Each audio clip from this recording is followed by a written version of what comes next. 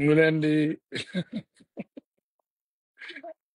ñu leen di ziyaare te yàlla tax ñu leen di ziyaare di leen jox seen wàccuwaay. Dëgg rek nag te yàlla tax comme niñ koy waxee toujours dañuy bëgg rek amal ak yéen ay waxtaan waaye ñuy bëgg di ko teg ci dëgg. Fan yi nag sama xarit yi laay interpellé sama xarit yi nag boo leen déggee mooy nguur gu bees gi voilà ñoom ñooy samay xarit ndax nguur yële moom ñi fi jaar ñëpp xam nañu sama diggante ak ñoom donc waxtaan bi tey sama xarit yee ko moom. Euh, coow li bari na nag defe naa man sax bokk naa ci ñi tàmbali woon coow du noonu waaye gis nañu ne temps yi réseau yi yëngu na. Te comme ni ma leen ko daan waxee suñu xarit yu bari nag dañuy def erreur yi ñuy def xam naa du ñàkk nag dañuy jéem a impressionné suñu xarit bu baax bi Ousmane Sonko mu sell mi ndax waxoon naa leen ko bi nee naa leen ñu bari ci ñoom erreur moo leen di dal rek peut-être bi ñu daan am accès ci Ousmane peut-être ci prison bi ñu bari dañu daan dem comme di ko gëmloo ne ñoom ñoo xeex bi comme ñoom ñoo fi nekkoon di ko défendre ñoom ñoo joxe seeni der ñoom lañu jam ñoom ñoo tenir ba combat bi am victoire waaye dama leen bëgg a wax ne bu leen juum de nit ku dul juum nag amul waaye concentré wu leen ngeen focaliser combat bi dafa am ay stratégie te am ay stratégiste amaana bëgg ngeen défendre nag am alhamdulillah kenn ku ne bëgg na wone moromam su paree ñu toog ci réseau yi ñëpp tasaare wala toj na fii tasaare na fii ça c'est pas un combat de maanaam ku fi toj ak ku fi rajaxe ku fi tasaare lenn rek laa leen di ñaan ñu ngi leen di yàkkal ci boolu xet buñ leen fekk ngeen di ci lekk waxu wolof la wolof njaay dafa ne buñ la yàkkalee ci boolu xaj buñ la fekk nga ciy lekk ndax mën nañ leen traiter de tous les noms de chat mën nañ leen accuser lu ne mën nañ leen waxal lu ne waaye fexe leen ba liñ leen di waxal ak li nga xam ne moom la ñuy jël di ko layami di daw ak moom di dugal ci àdduna bi bu mu nekk dëgg waaw ñu ngi leen di yàkkal ci boolu xaj fexe leen bu mu leen ci fekk vous avez fait des erreurs voilà da ngeen def ay erreurs yu bari voilà ay erreurs yu bare bari voilà erreurs yi je pense que xam nga vous n'avez pas su que ñun dafa am combat de principe bu ñu doon xeex te combat boobu bi ci tàmbali mooy décomplexé wu maanaam un sénégalais décomplexé sénégalais boo xam ne amul complexe su kenn amul layami bu soloon chemise ak bu soloon pantalon ak bu takkoon kii yëg bu defoon lii yëg moom ak ñëpp ñooy yem waaye vous avez fait des erreurs yàlla dafa def sama yenn xarit yi da ngeen falu rek tëj buntu yi ngeen dugg def benn clan le clan des élus ngeen nekk ay ndaanaan comme sama ndaanaan yële ngeen tëj buntu yi loolu bu amee dafay créer benn frustration parce que nag koo xam ne démb yéen a doon ànd di lekk ci benn ndab bi mu lëndemee mu metti bu neexee bu dee ceebu jën nga togg comme yéen ñaar yéen a doon lekkandoo cereg mbuum mi ak cereg baasi bi ak mbaxalu saalum bi booy lekk ceebu jën bu tooy xep bu am jën yu dijj na ñëpp wër bool bi rek lekk amul problème ça c'est d'être décomplexé waaye yow tey bu doon yow démb da nga doon ñaan yàlla am 5 centimes jënd mburu yóbbu sa kër wala am 1000 francs CFA 1000 francs bu doon démb yow da nga doon am problème am 1000 francs CFA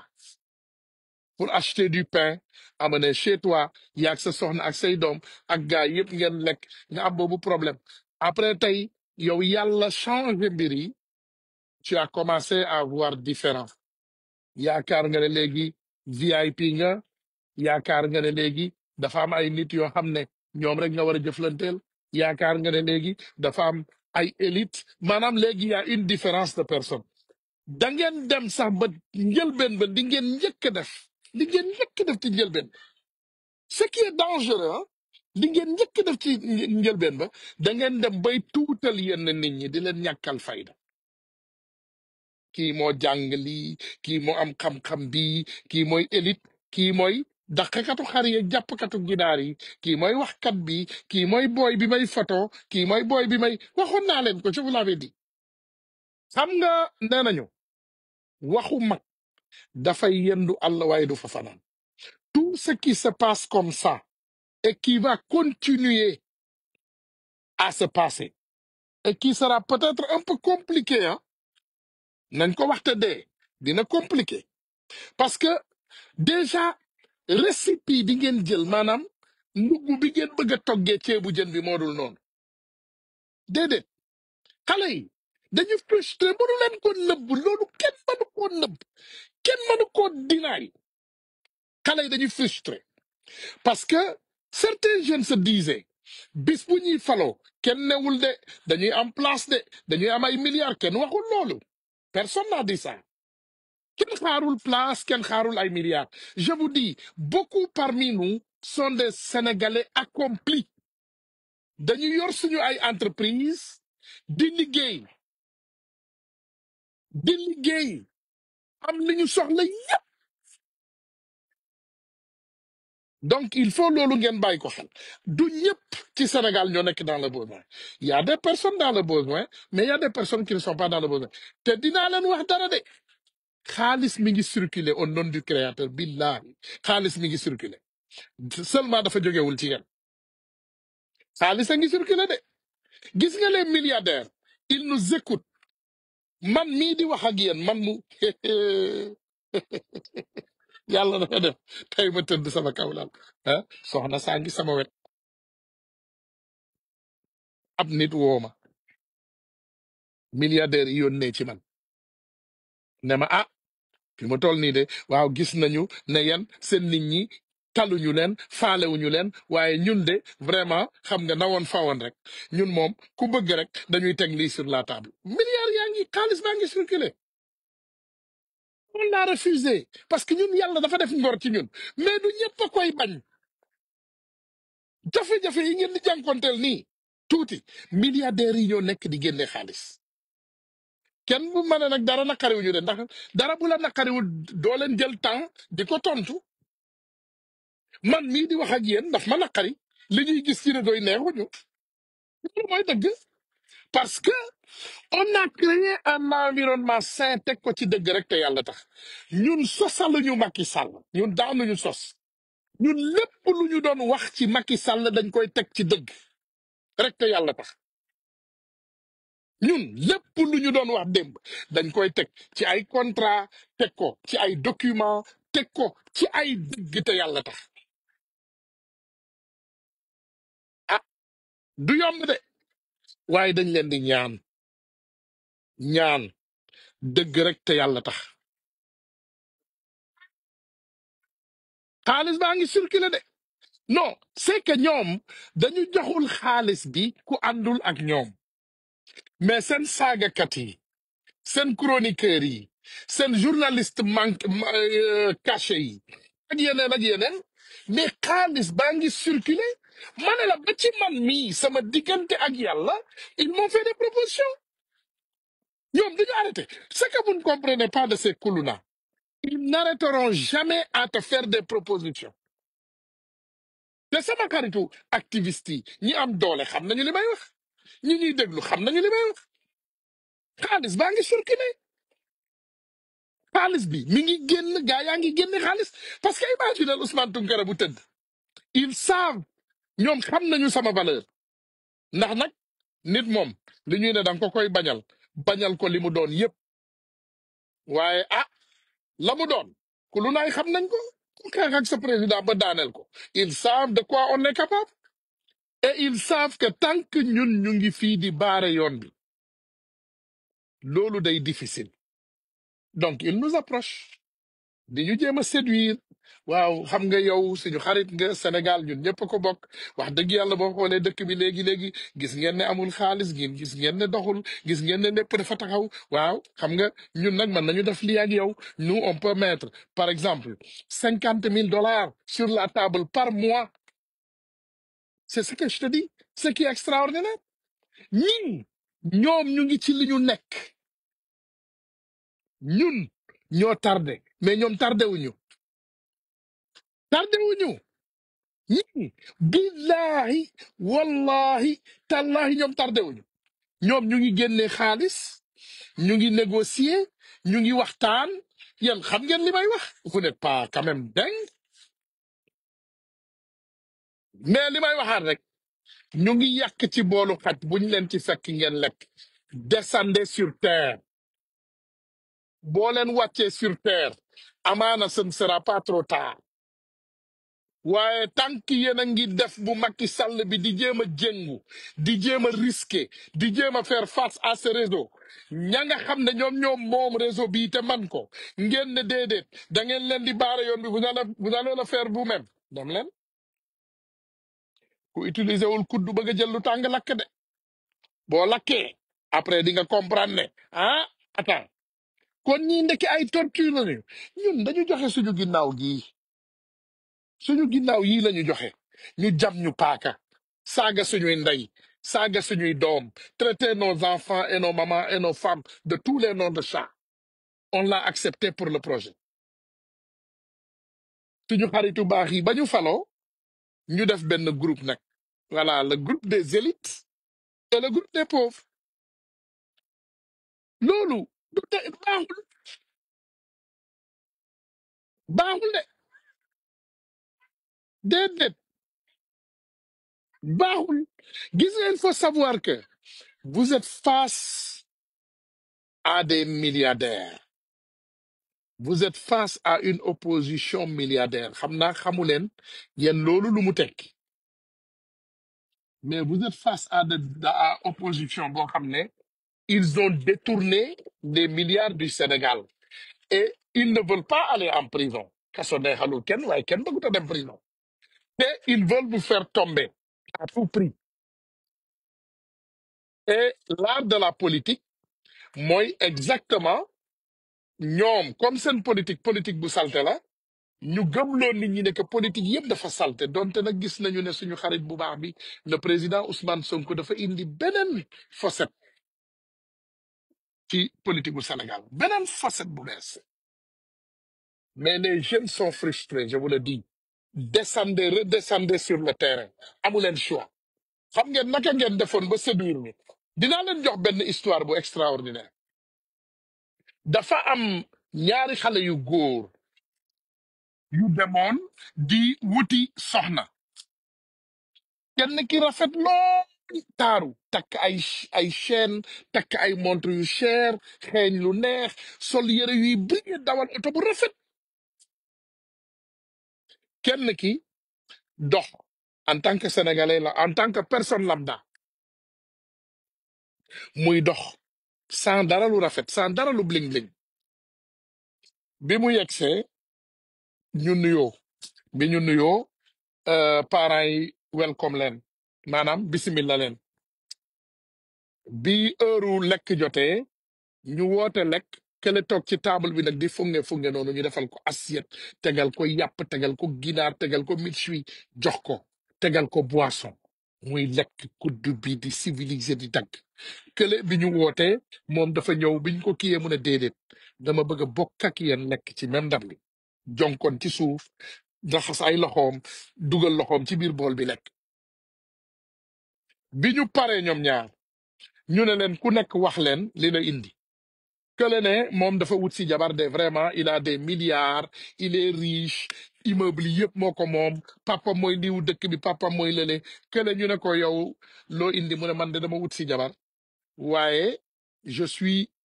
nit la bu yàlla sàkk te ma bëgg lépp lu ndaw li ma am ma bokk ko ak sama jabar ba yàlla dimbali ñu ba leneen ñëw léegi ñu ne waa kër gi analyser leen donc kër gi dis-toi s'il y a 6 personnes 2 personnes yi ñoom ay matérialiste lañu yeneen 4 personnes yi ñoom ay personnes humble lañu matérialiste yi daw jóg taxaw ah papa man kii laa tànn ah yaay man kii laa tànn ñu humble ñi ñu ne papa ah xamuñu lan la demee ñun kii lañu tànn ku yem ki parce que papa ji ne leen lu tax mu ne parce que gëm nañu ne kooku nitu entière la même bu fekkee am na lu nekk ci ginnaawam sax du ko wone du ci puukare ñu ne kenn nag ku puukare la dina wax ba wax lu mu amul te effectivement moral story bi xam nga mooy lan mooy ndekete yoo ñaari nit yooyu demoon kenn ki nga xam ne moom moo simploon di lekk ak ñoom ci ndab li moom mooy multimilliardaire bi kenn ki nga xam ne moom moo doon yuuxu di puukare ndeke dara furaas ay borom koy bëgg rek gis nga moo tax dans le monde dans la vie il faut toujours nit wàccee boppam bul wut ay àndandoo yu bees selon la période te loolu mooy sénégalais ah sénégalais day nekk pauvre ànd ak pauvre yi mu am xaalis mu ne non non non man léegi man ak pauvre yooyu doon ànd démb dootuma àndat ak ñoom léegi ndaanaa ni lay àndal ba ci suñu député yi seetlu leen ñenn ci suñu député yi petit milliardaires yi ci dëkk bi léegi ñooy seen xarit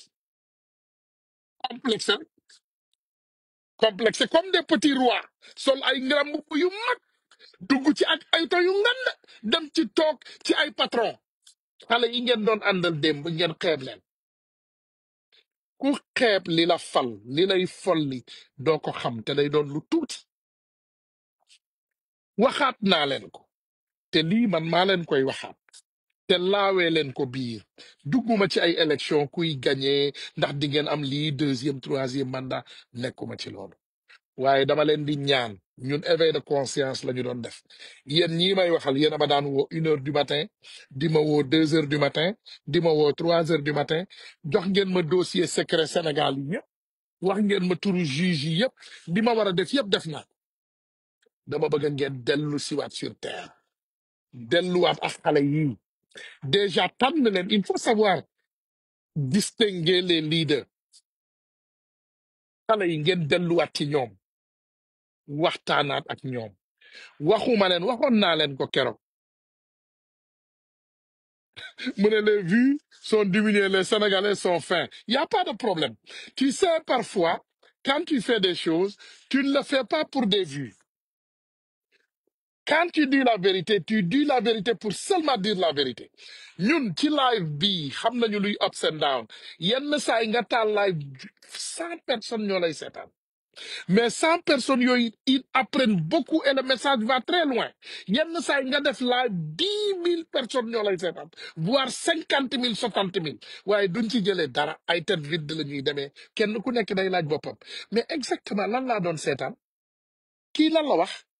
kii lan la doon expliquer tu comprends rien dans le monde c'est comme ça nee naa leen ki gën a siiw ci Amérique ki nga xam ne ba mu taalee Instagram Amérique Instagram dafa crash c'est un petit vaurien pororicain rappeur tekkiwul dara tatu yaram bi yëpp daf ko tatouage ba tatouage bët yi dafa génn ci réseaux sociaux yi di wax rek réseau bi dafa takk ba crash pourtant kenn mënu la wax ba léegi lu mu wax waaye man gëm naa ne wax jii may wax yegg na fa mu war a yegg kilifa gu mag gi gis na ko te mi ngi koy décortiquer te xam na ne man ci yoon laa leen di teg te xam na ne man projet bii rek laa gëm parce que je vais vous dire une seule chose je suis parmi les personnes les plus constantes de ce projet je ne dis pas que je suis le seul je dis que je suis parmi mooy musuma wàcc yoon buñ ko waree teg ci yoon dañ koy teg ci yoon dëgg rek te yàlla tax waaye duma soppaleku musuma nekk caméléon musuma nekk prostituée yàgg naa leen ko wax fii xam nga yenn saa yi sax li ñuy def nii lan ñu koy yóbbee ñi ñuy xas nii tey di ñu kii mais yéen a leen dooleel xam nga naa fekkisme xam nga ñun patrie ñun dañuy fàtte rek mais on n'a plus de kuluna dans nous même que les kuluna lii patriote yi laay xas nii nag tey ñun ci suñu biir ñun ñoo ëpp kulunaay parce que patriote dafa bëgg lu bees de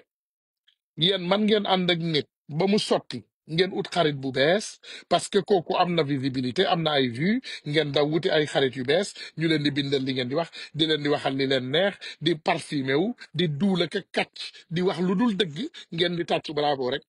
di leen dooleel bis bu ñu amee doole boobu la ñuy wëlbati dóor leen moo ñu dal nii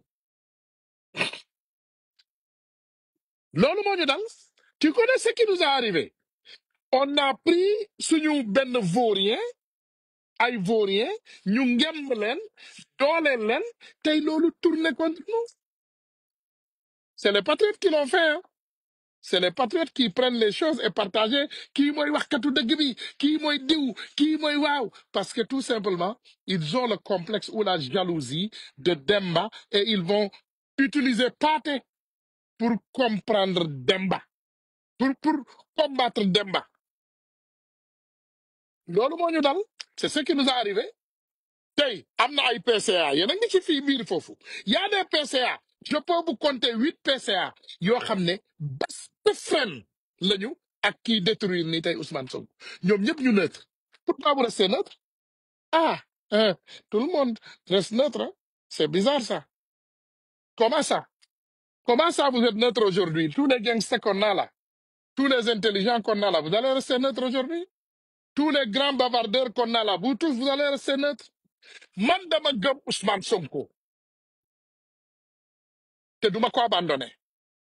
et vous allez voir dans les jours qui suivent di ngeen xam man Ousmane Sonko dama ko gëmuma nit bi de li mu indi laa gëm te gëm naa ne nit ku baax la vous allez l'abandonner yéen ñëpp ngeen ko abandonner parce que gis nga Ousmane Sonko nee nañu naa fekk manu koo bëgg doo leen wax kenn du wax ku nekk dina toog ci geenam ku nekk dina toog ci koyam sooblu nanditelu deflu y a des gens parmi vous yoo xam ne dañuy dem di photo ak nit ñi di waxtaan ak nit ñi di leen vocal di leen wax ay njombe yooyu tey yéen ñëpp di ngeen dem laqatu ji c'est ça la vérité vous allez aller vous cacher hein parce que xamalu ne di ngeen dem laqatu ji parce que xam ngeen ne nekku leen ci dëgg li ñu dal nii tey lan moo ñu ko yóbbee lan moo ñu yóbbee li ñu dal nii ah Ousmane dama ngi këram ba léegi kon kenn du wax doo leen wax de sénégalais moo mën a xaritoo ak noonu papaam sénégalais moo mën a xaritoo ak dëmm sénégalais rek a man loolu moo mën a xaritoo ak dëmm ngeen defe ne lii di xew nii bu doon seen baay yi ak seen yaay yi ak seen tante yi ak seen soxna yi lañ ko doon wax di ngeen resté neutre Ousmane on t'aime et Allah t'aime et tu seras toujours protégé gis nga yow da nga nekk nit ku dëgg nekk nitu yoon nekk nit ku sel donte nag dinaa la wax dëgg mooy parfois moi dama yaakaar ne da nga am ingratitude bu nekk ci yéen sénégalais ils sont ingrats ingratitude bu nekk ci yéen xoolal tey li xew tout le monde font semblant qu'ils n'ont rien entendu boo waxee ah kenn du tontu dof la du dof de tontu leen voilà lii lañ leen doon wax vous voyez man yàgg naa leen wax ne nee naa leen am na ci Sénégal ay nit yoo xam ne bu ñu naanee ataaya ba seen bopp yi tàng dañuy génn ci réseau bi di wax waxi dof mais ce qui me différencie avec vous man damay jàppee toujours dara cautiously damay jàppee dara caution maanaam attention dama lay jàpp de waaye maa ngi lay xaar ci tournant bi dama ne bu ñu waxantewul dëgg waxante fenn may waxaat ak sama njiit yi suñu njiit yi ñun ñëpp ndax wax dëgg yàlla Sénégal moo leen jiital dellu siwaat leen sur terre fi ngeen bëgg a dem baaxul li ngeen bëgg a def baaxul waxoon naa leen ko démb yéen télé yi faluñu leen yéen soxlaw leen télé delluwaat leen ci fondation ba xam naa da ngeen rëy di ngeen seetaan sama vidéo bi ngeen gën a rëy gën a puukare guuxi lex lui il se prend pour qui waaye bu yàggul dara di ngeen ñëwaat ngeen raam ngeen ne billahi tunkara li nga doon wax yépp mooy dëgg et ce sera trop tard te balaa muy trop tard raam leen léegi xam nga boo raamee 3 ans avant di nga mën a jóg taxaw daw mais boo xaaree ba mbir mi trop tard nga bëgg a ñëw raam 2 mois avant nga raam léegi di nga raam nga raam dans 3 ans di nga raam donc raamal léegi parce que boo raamul léegi billahi di ngeen dem ba ci kanam ngeen raam et ce sera trop tard. lii daal mën naa leen ko wax. xam nga man nag daanaka li neex ci sama waxtaan mooy li ma leen wax la rek je ne suis pas complexé soxlawuma kenn ci yéen. bu leen neexee ngeen reere chameau laay bu ma paree ngeen nii damay dem defari sama dibi bu neex fii ci ginnaaw dibi laay lakk every day ma lakk sama barbecue bu saf tap ma lekk bët waay yow naan boisson teg ci sow digaluma ko kenn nag parce que peut-être amul wér gu yaram digaluma ko kenn parce que fii Amérique la au moins après mën naa dawal vélo tuuti circuler fii wala ma dawal moto tuuti concentré perte tuuti poids wala dem gym donc digaluma ko kenn yàpp du baaxul trop ci sa wér gu yaram dégg nga wax yàpp baaxul mais damay wax rek ak suñu mbokk yu complexé yi pour ne leen décomplexez-vous te wallahi vous avez toujours la chance vous avez toujours la chance Mori Dia mu ne patriote moo bari ay dof déedéet patriote moo bari nit ku wér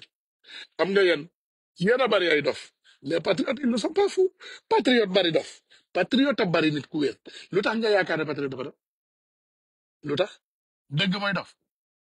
wala yéen li daloon suñu mbokk suñu xarit boobu la complexé Macky de tous les temps da ngeen yaakaar ne Macky de tous les temps loolu ko daloon mooy wér Macky puukare ko daloon dafa yëg boppam dafa fàtte ne ay doomu aadama ñoo ko fal loolu la Macky yaakaaram Macky dafa fàtte ne ay doomu aadama moo ko fal moom dafa dem ba yaakaar ne njàmbaaram moo ko jox présidence bu Sénégal moo tax loo leen ci gis deuxième mandat il fallait mu sàcc ko def benn mandat total boo xam ne ci misère la ko def ay saaga ndey guddi ay saaga ndey bëccëg ay attaque guddi ay attaque bëccëg xaalis bu ñu sàcc ay vilipendation lépp di génn mbooti di sulleeku partout Macky xamul fu muy teg tànk looloo daloon Macky léegi nag soit xam nañu ne loolu baaxul duñ ko def wala ñu topp ci tànku Macky yi ku topp ci tànku Macky résultat Macky nga am waaye ku wàcc ci tànk Macky yooyu doo am résultat Macky bu leen neexee ngeen dem Japon Brésil jóge fa dem Allemagne jóge fa dem Angleterre jóge fa dem Chine jóge fa dem Barbados jóge fa dem Tunisie jóge fa dem Paris jóge fa dem et après c'est avec l'essence des Sénégalais les avions des Sénégalais l'argent du contribuable te loolu boo ko joxoon sama doom bi am 2 ans elle va faire la même chose sama doom bu jigéen bi am 2 ans boo ko joxee avion jox ko pièce bu fees dell ak xaalis ne ko doxalal mu doxal loolu c'est pas extraordinaire ce qui est extraordinaire c'est que tu le fais naturellement parce que vous nous avez invités à faire quelque chose ensemble et on a tous répondu présent ñun ñëpp ñu répondre présent loolu mooy dëgg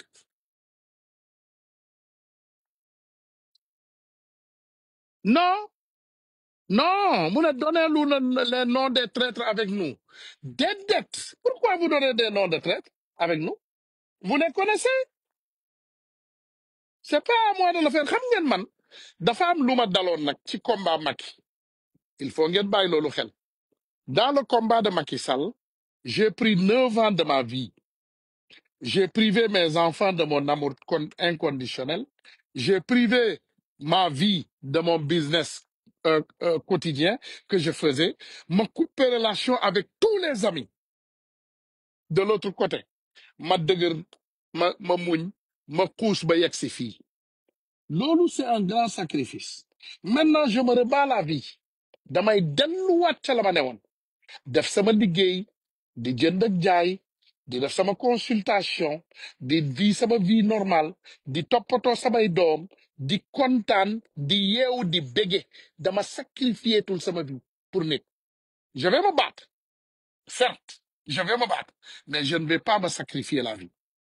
pour lan pour qui mes amis ne sont pas en misère hein? Ils ont de gros salaires de grosses caisses et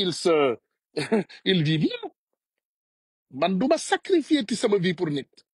Et même les jeunes ne le faisaient pas. Les jeunes, vous me sacrifiez vie. Faites-vous la vie et battons-nous ensemble. Nañu xeex moom mënta ñàkk mais jarul sacrifier vie. On n'a qu'à se battre pour protéger Ousmane Sonko et le projet.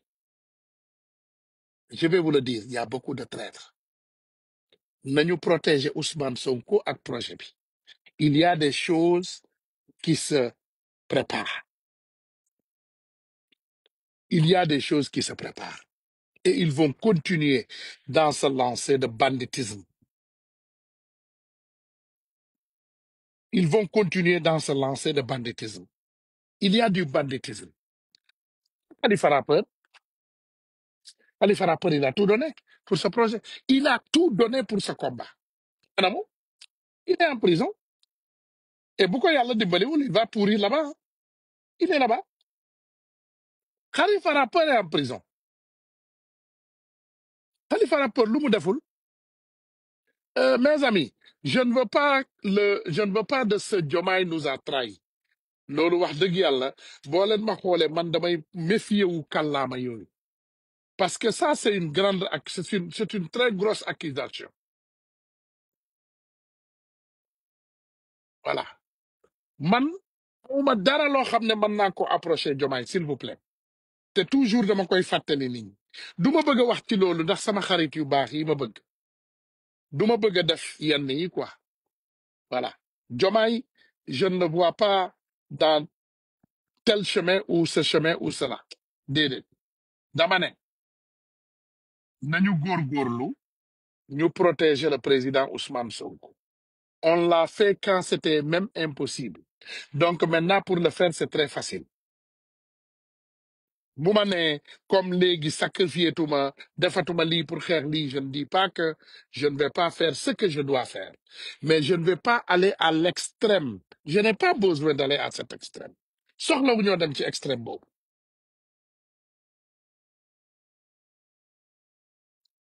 Dama ne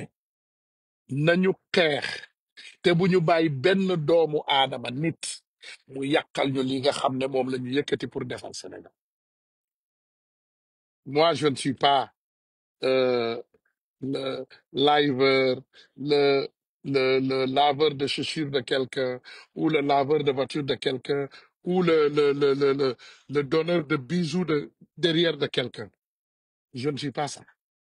Man gëwuma loolu. Man dama gëm ne Sénégal kenn ku nekk ci ñun war naa mën a def lépp lu mu man ba yàlla dimbali ñu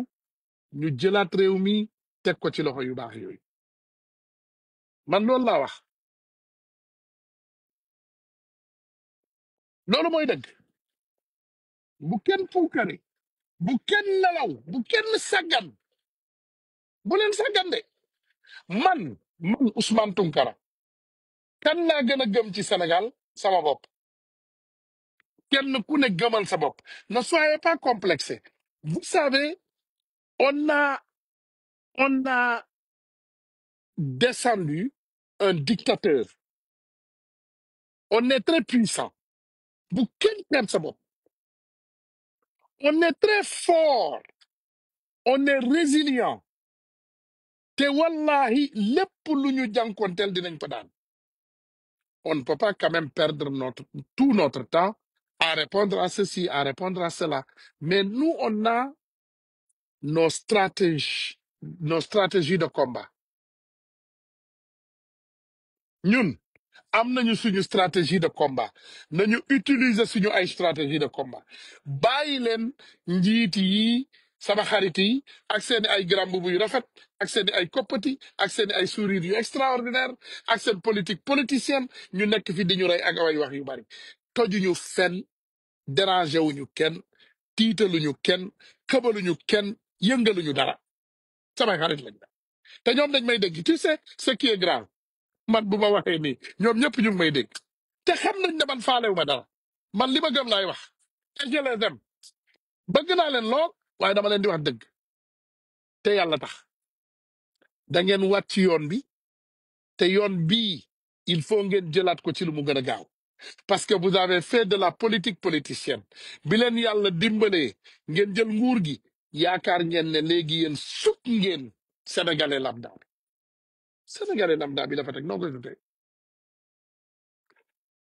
xam nga dama leen di joxaat beneen histoire. Il y avait un jeune très petit dans le village benn xale dafa màgg buur am ci dëkk bi mais papaam dafa bokkoon ci ñi nga xam ne ñoom ñoo doon xeex di xeex di xeex di xeex di xeex ba buur bi falu bi buur bi faloo pas président buur temps yooyu guerre buur bi buur bi faloo le jeune doomu buur bi dafa doon ànd ak doomu ba ki nekkul buur ki toujours daf ko doon fàttali mais yow il faut nga def attention il faut me servir parce que mon papa est le roi et ton papa le sert xale bi di ko tànkam rek chaque jour mu fàttali ko loolu chaque jour mu fàttali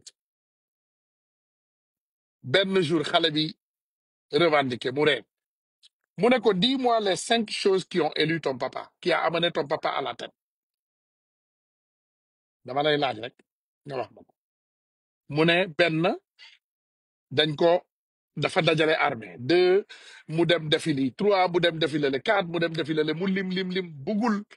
lim ne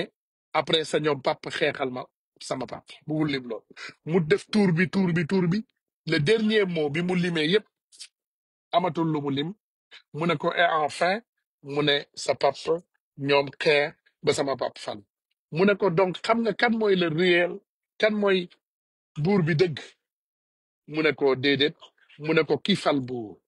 mu ne ko sa papa buur la mais man sama papa falkatu buur la donc tu vois la différence donc buur lu mu am doole falkatu buur moo ko ëpp doole gis nga tey jomaay lu mu am doole Ousmane Sonko moo ko ëpp doole parce que Ousmane Sonko moo fal jomaay loolu waxuma ko pour tuutal jomaay c'est parce que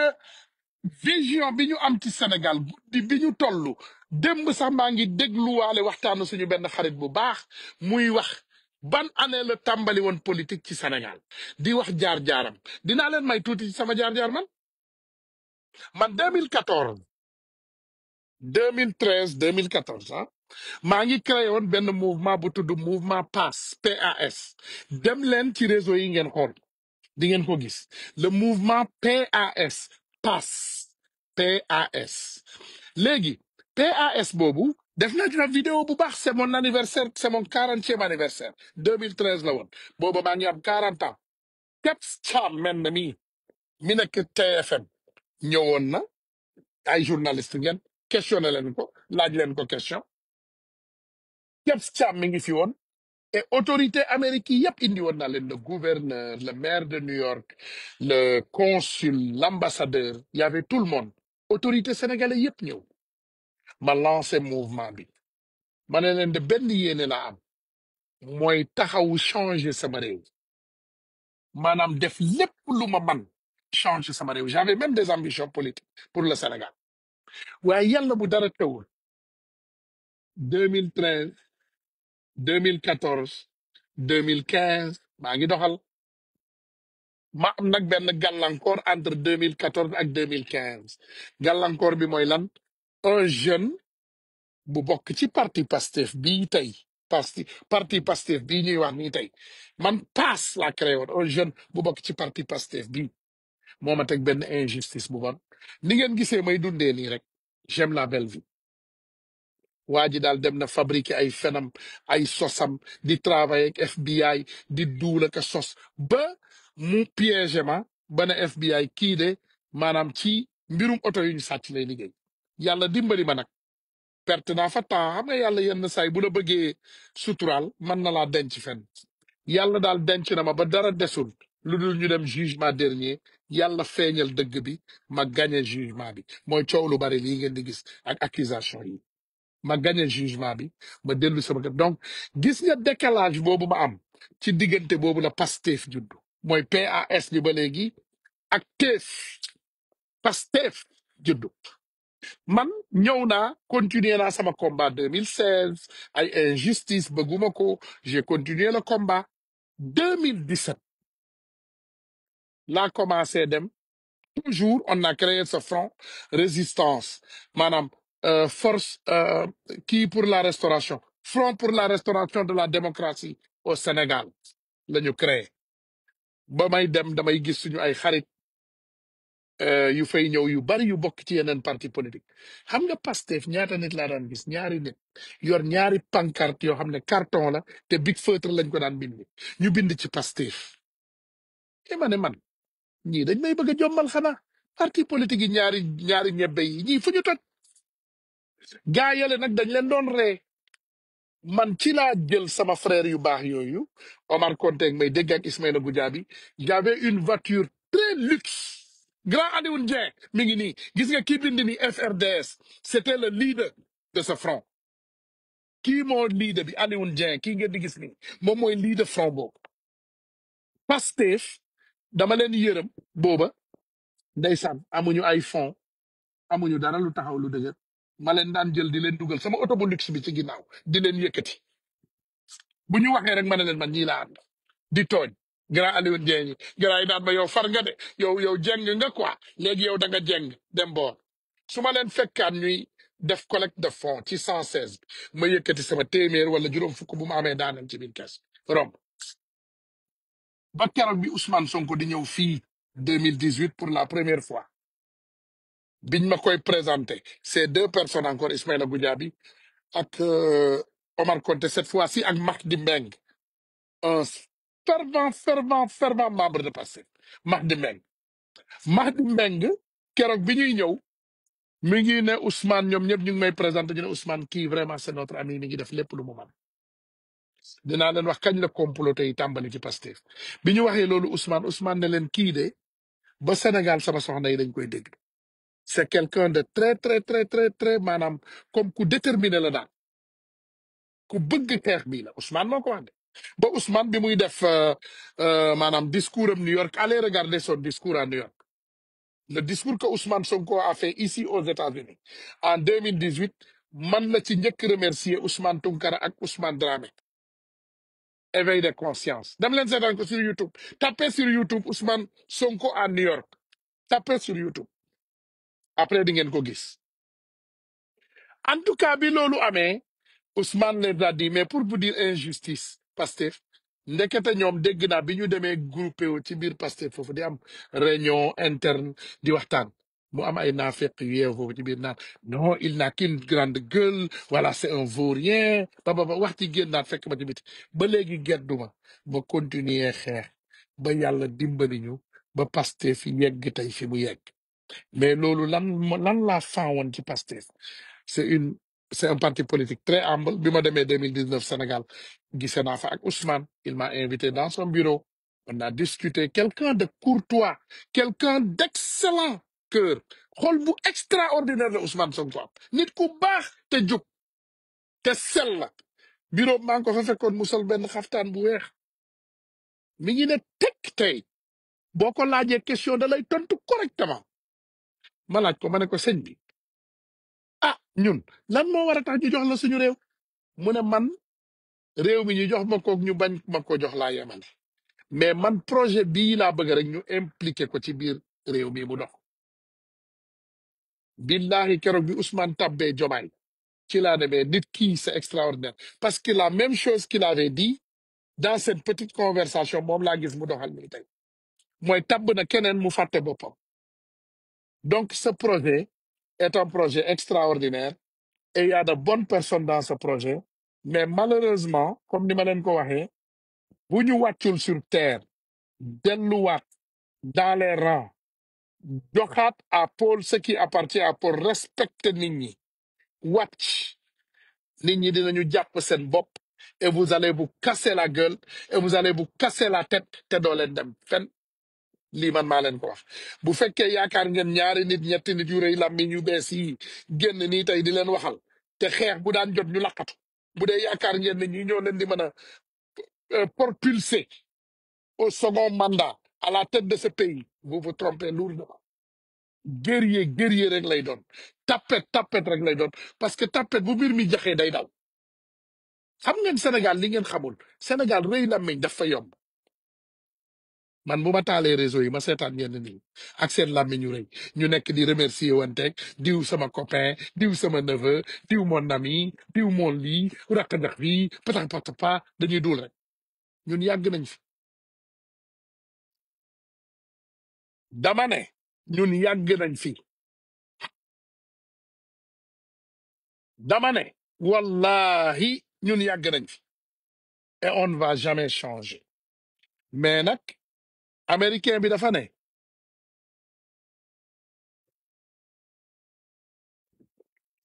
united we stand divided we fall unis on gagne divisé on perd mooy loolu la tudd united we stand divided we fall united we stand and divided we fall donc bàyyi leen loolu xel ngeen delloo siwaat xel yi ngeen tappewaat xol yi ñu taxaw def benn bouclier autour de ce leader du projet ñu jàppale ko pousse ko ba yàlla dimbali ñu mu yegg à la tête parce que am na lu bari lu may gis du mbonu jomaay ak sonko jomaay et sonko ci bokk nee naa leen man ba sama téléphone bi booy sonko laa ci bind like sonko's boy laa bind comme numéro jomaay loolu laa ci defoon parce que sonko ak jomaay is like comme nit ak rakkam wala nit ak doomam ils sont comme ça mais nag yegg nañu politique et y a jomaay président qui est derrière di xam rek di gëmloo jomaay yenn yi di jéem a yàq di jéem a gàllankoor projet bi di ko jéem a saboter c'est ça la vérité xam nga nit lu ñu ne dañu ne lu ne fàng kenn du ko jiir ñu ngi ne fàng yor suñuy bët di xool ak lu ñu mën nit mën a raconter ci àdduna bi li ñu gis la ñuy wax xam nga tey yéen a ngi gis Ousmane Tounkara ah ak ñaawaayam wala ak taaroom ak ay écouteur ak ay lunette ak mbaxaneem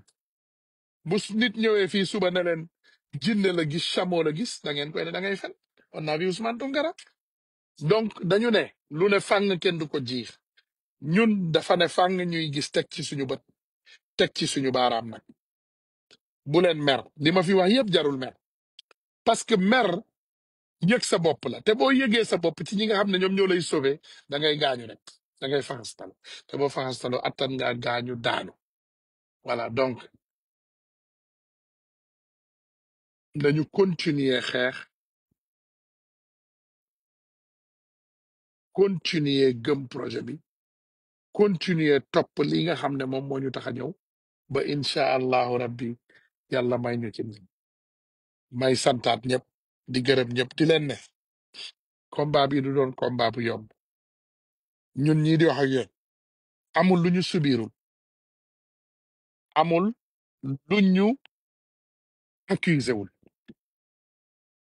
ils nous ont traité de tous les noms de chat tam nañ ñu ba tam ñu dem waaye dañu continuer gëm rek te xam ne lu dul yàlla neen la ginaar kenn nañu nag comme ni ko wolof bi di waxe ginaar kenn nañu nañu continuer xeex Ousmane Sonko jar na xeex projet bi jar na xeex lu bari nag dina xew ci diggante bi parce que je vous ai dit encore et je le dirai encore une fois xaalis a ngi génn gaay yi ñu ngi yor xaalis bu bare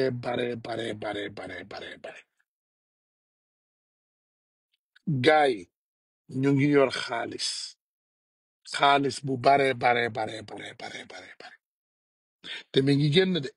ndax gis ngeen wax yi ñi ñemewuloon sax ñu ngi ñeme ndeysaan c'est tout simplement parce que ñun tamit ñi nga xam ne ñoo la waroon rassurer jël nañu seen yoonu bopp tëju ñun ñu si ginnaaw benn bunt bëgg nañoo noos waaye ñoom comprendre ñu ne projet bi kenn du fi noos gis nga projet bi projet bi kenn du fi noos ku yeboo de boo sexoon pooju ginaar wala nga sex pooju xar nga yàbbi projet bi kenn du noos xeex la ñu wax simmi leen gram bu yu rafet yi te commencé seul deux pièces costume africain bu normal coupon ngeen wàcc sur terre sol ay dàll yu yomb sol ay montre yu yomb sol ay koppati yu yomb wàcc sur terre jàmmaarloog sénégalais yi waaye koo ci xool nga bëgg koo fal président Macky ndax yañ nga ah wàcc leen sur terre man vous n'êtes pas des mannequins vous n'êtes pas des superstars vous êtes des Sénégalais lambda qui ont présenté un projet à un Sénégal très pauvre à des pauvres pauvres ngeen présenté projet ñu nangu ko donc on n'a qu'à se comporter comme ça xam nga man américain dafa ne lead by example xola man ci kër gu yanji laa dëkk yor ay oto yu yanji di dund bu yanji mais gis nga je suis là je porte un t-shirt un jean man daa sol mbasin xam nga ñaata mbasin la am 10 000 mais mënuma jël chaque jour mbasin bu gën a rafet rek koppati bu gën a rafet nga teg après sénégalais yi am na ci ñoo xam ne lekkuñu ngay romb ci mbedd bi mel ni président buy romb di joxe ay loxo yi ça va et na ngeen def est-ce que c'est quoi ça c'est pas nous on n'a pas voté pour ça hein. Moi j'ai pas voté pour ça man voté wu ma pour loolu de man dama defe ne sama ay morom yu ma bokkal gëm-gëm sama nit yu bari dañ may tooñ damay toog ba ci yàgg ñii di wax ay waxu consulat ñii di wax waxu ambassade man awma boobu mentalité I don't think like that xam nga man li gën a grave ci àddina dinaa leen ko wax tey gis nga man donte je suis humble et respectueux luñ ma mënoon fal ci Sénégal colin bii lay sol mais président Ukraine bi qui est en guerre avec son peuple lu dul lu ko trompe forcé ba mu sol costume mais chaque jour Ukraine moo gën a riche Sénégal 20 000 fois mais chaque jour da nga koy gis parce que la situation oblige Sénégal est en guerre de faim sol leen ay yëre yu yem population bi di leen gis ngeen dal di dawal ci ay oto yu dal di dëkk ci ay kër yu dal ba yàlla dimbali ñu yegg fi ñu bëgguma sax laal ci yenn côté yi parce que ay caisse noire ak yooyu sax bëgguma cee laal parce que xam naa Ousmane te xam naa ne nit ku jub la et je sais que le président Diomaye aussi du nit ku dëng ñooñu duñu ay sàcc je sais que ces caisses là peut-être ay fonds communs comme niñ ko tuddee dinañ ci dimbali sénégalais yi nga xam ne ñu ngi dans le besoin donc loolu duma leen ci wax daal mais vraiment montrons ou commençons par nous-mêmes lead by example léegi gis naa président buy génn dem ci yenn mbir yi day sol chemise wagas loxo yi loolu dafa am lu mu tekki ci wax jàppale leen ci jàppale leen sénégalais yi te ngeen jàpp ci descendez sur terre sol leen yëre yu yem di dugg ci goxaan yi di jaxasoog sénégalais yi di xool mettitu sénégalais yi wàññi leen salaire yi ngeen xool nu ñu mën a def ba doxal Sénégal bi loolu nag c'est un conseil de sage man awma fukki fan de 52 ans laa am te ku xeex président ba daaneel ko laa ku ma xeeb sax maa la ëpp xam-xam ndax fukki lakk ak juróom-ñaar dégg naa ko 13 fluent 4 di ci góorgóorlu di business consultant di political consultant ba pare nag yor sama société bopp Rally Logistics ma yor ko pendant 20 ans amee nu ma impôt dërëm di jënd ka jaay di normal di topp tous les lois du pays dont j'habite pays oncle Sam am ñi dëkk Amérique xam ngeen ni may wax kan moo fi mën a yor société 20 ans te impôt tegalop jafe-jafe man maa ngi nii Sénégalais donc jarul ñuy xeebante expérience mooy wax ak yéen wàccee leen seen bopp te ngeen seetaan seen télé xam naa yéen a ngi seetaan bu leen seetaan live bi bu pare naan waaye na jàll fële waaye kii c'est un fou d'accord on reviendra dans 2 ans et on revisitera ce live xaaral ma jox leen date bi ndax yii day bàyyi loxo aujourd'hui c'est samedi le 23 août 2025 marquez-le sur vos calendriers c'est samedi 23 août 2025 heure 6h17 voire 18h à 6h37 maanaam 18h37 de la soirée ici à New York donc nañu góorgóorlu yéen a ngi liggéey nag foofu laay tëjee ku ne liggéeyu leen day fen yéen a ngi liggéey vous faites un bon boulot seulement dafa am ay failles yu ndaw ndawaan rek mais yéen a ngi def un bon boulot mais boo leen wàccoon sur terre rek lépp bamba ji maase delluwaat avec vos amis vos connaissances ces jeunes qui vous ont sauvé fexe leen ba bu leen séparer jeunes yi gis naa yéen a ngi tànn yenn jeune élite boo leen xoolee kii moo ëpp kii am na 100 000 personnes yu koy faalo ci Facebook xaaral kooku ñu def ko xarit kii amul ñu koy faalo ñu bari kooku du dara kii VIP la am na 50 000 followers léegi dañ koy jox fu ñuy dem dañ koy bindal VIP arrêtez avec ça te ngeen tollale Sénégalais yëpp tollale leen Sénégalais yëpp tollale leen Sénégalais yëpp am na Sénégalais de première heure yoo xam ne ci combat bi ñoom la ñu njëkk a dóor bal duñu ay VIP 20 000 personnes topp ñu leen 10 000 personnes topp ñu leen ci Facebook et pourtant ñu ngi xeex ils ont combattu et ils nous ont donné la victoire donc yemale leen ñëpp ngeen bàyyi yëfu samba àllaar yi parce que nit ku am visibilité rek kooku mooy seen xarit ku amul visibilité rek ngeen beddi teg na le ba ci sama sëriñ yi kilifa diine yi ak aada yi bu ma nee kilifa diine nag waxuma kilifa yu mag yi nekk fële déedéet dama ne comme les petits sëriñ les petits marabouts députés là bàyyi leen xàjj ak seen bàyyi leen xool nit ku am ay nit rek ngeen jël ko bokk ko seen wet xale yi ngeen yaakaar ne amuñu yenn nit ñi ngeen beddi leen bàyyi leen loolu ñun gëmuñu loolu man mii di wax ak yéen chaque jour que Dieu fait je dis ce que je fais damay génn ma dem taxawu sénégalais yi te xaw ma sénégalais bii moo am xaw ma sénégalais bii moo ñàkk sénégalais bu am problème rek dama lay taxaw qu'importe ki nga doon ak sa statut yàlla dimbali nañu ñenn ñaa ngi gagné seen cas ñenn ñaa ngi perte barki dem rek gagné nañ fi ay cas suñu sœur xale bu jigéen bu baax ak beneen frère donc ñu ngi gagné ay cas ñu ngi perte ay cas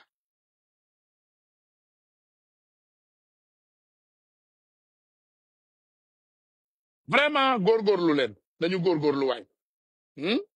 lépp luñ fi wax nag xool leen ni ma ambale lépp luñ fi wax nag te mu baax ci yàlla la ak yonentam bu tedd bi lépp lu fi jagadi aussi ngeen xam ne ci ñun la te doomu aadama matul donc ñu ngi sant ñëpp di gërëm ñëpp tey jéggalu ñëpp nag di balu ñëpp ak te di baal ñëpp ak yàlla na yàlla jàppale Sénégal God bless Sénégal wa assalaamu aleykum wa rahmatullah peace and love from your brother Ousmane Tounkara peace